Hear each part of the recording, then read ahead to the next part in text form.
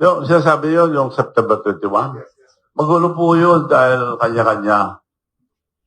Yung mga liberal, kami lang, sabi nila. Ang ginawa ko naman, nagpakain lang eh. Kinain naman nila.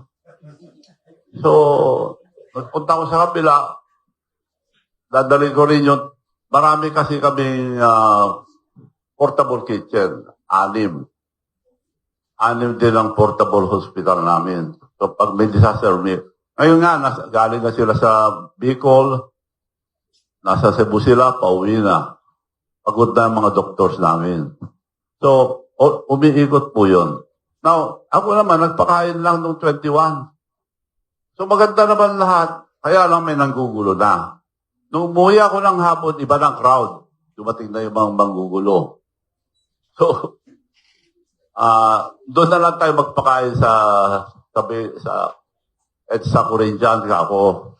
So doon ko lang pinark yung mga ibang truck ko. Kumakain naman lahat ang pupunta, dumadaan. May dumadaan doon na binugbog yung kitchen. Kung ano siya sabi. Bumalik. Black sila, nakamaskara ng black.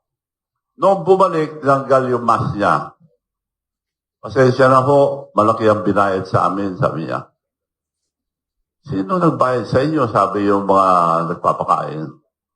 Si Martin Romualdez at saka si First Lady, sabi nila.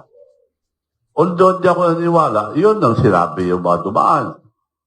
So, ganun ang nangyari nung 21.